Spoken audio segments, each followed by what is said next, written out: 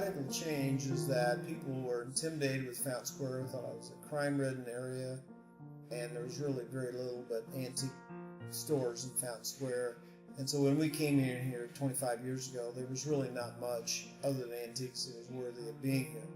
What stayed the same is the character. All the buildings, the character of these buildings have been here. This is a historic district, and so the buildings and their facades cannot change. So the appearance is the same as it was in the early 1900s today. So the changes exterior-wise to the structures are not at all different than they were then.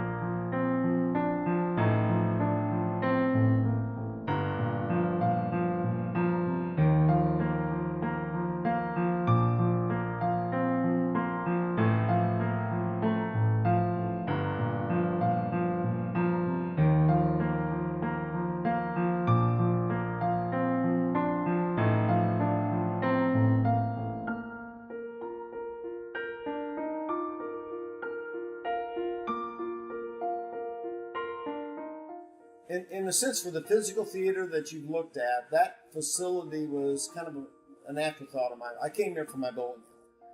I came here because I was in love with that game. And the theater, I thought, well, that'd be a nice banquet hall. What has happened is it's become a real draw. We have swing dances, second and fourth Fridays of every month.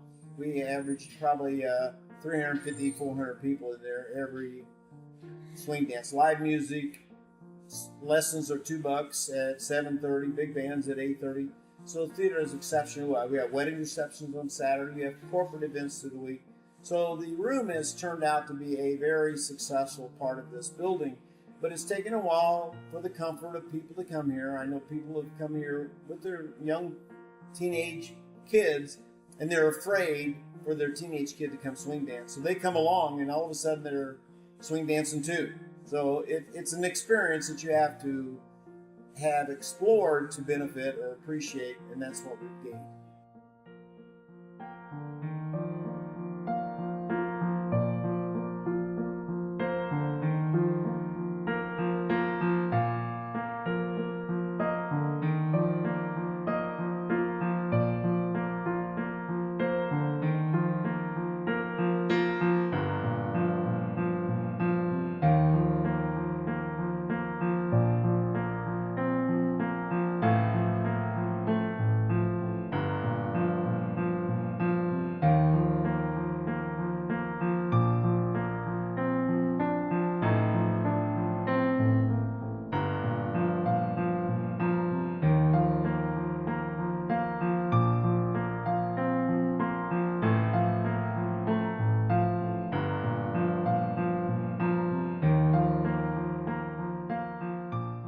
Well, I guess the thing that I'm most proud of is just the reopening of the bowling alley on the fourth floor. I came here with that being my ultimate goal.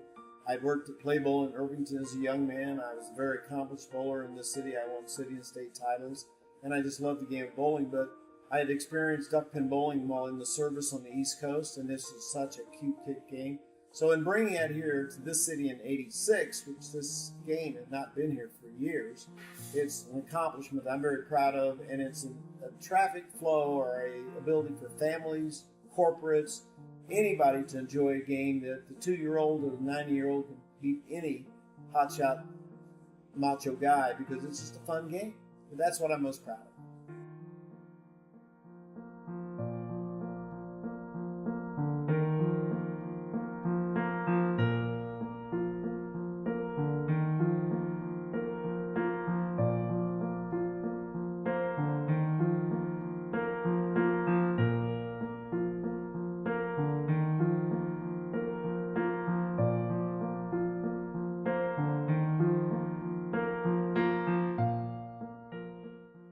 the important lesson that I think in general is that even though an area is deprived or run down, that all it really takes is a lot of interest in the public and in the individuals who will put forth their own blood, sweat, and tears to make everything come back around full circle.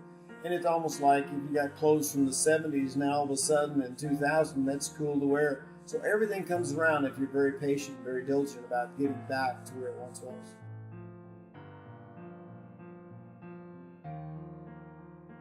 First off, this is a German, Italian, Irish community when the turn of the century occurred. So the people who came here were very much immigrants. They were hardworking people, and they basically carried produce downtown to the market and so forth. So the original character and heritage was that. Today, what this is an area that's very much the up and coming. Got new apartments, got young professionals moving here, got more restaurant choices than you'll find anywhere in this city. We have all the ethnic foods. All of them are privately owned. There's no chains. So you have a lot of options to come and enjoy Fountain Square through what all of us do 3 times a day, and that's have dinner, lunch, or breakfast. Well, I guess the biggest challenge has been the fact of getting those people who thought very little of Fountain Square to appreciate. We've had people say, oh, don't go there, somebody will rob you, don't go there because things are horrible. And those challenges, and it's hard to compete with people telling people. And in the long run, those same people now are talking very positive. So people have been our challenge. Exposure has been a challenge, but now all of a sudden it's a snowball. Internet, marketing are all things that are free, and positive responses are now coming to Fountain Square. Our rooftop opens this month before the race, and so a lot of times 4th of July is an annual event that sells out every year, and so we have that on the roof. So the events we have here are probably not the type of events that would be as regular as you may have asked the question.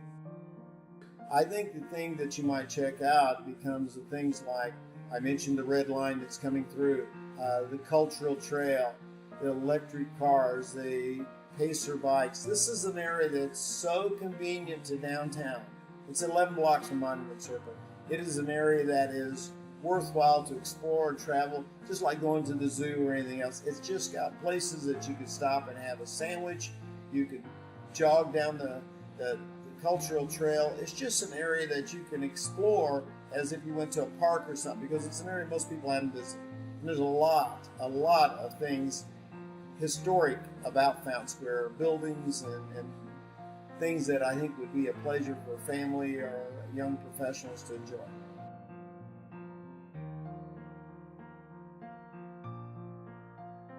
The red line is the city doing a travel from Carmel to Greenwood, from Greenfield to Plainfield, and this is a funding program that was just approved recently within the last 30 days. $75 million by the government being given to this city to allow a travel by which north, south, east, and west on a bus line will be synchronized and flow, so very few stops, so that people can get from any side of the city very smoothly and very quickly.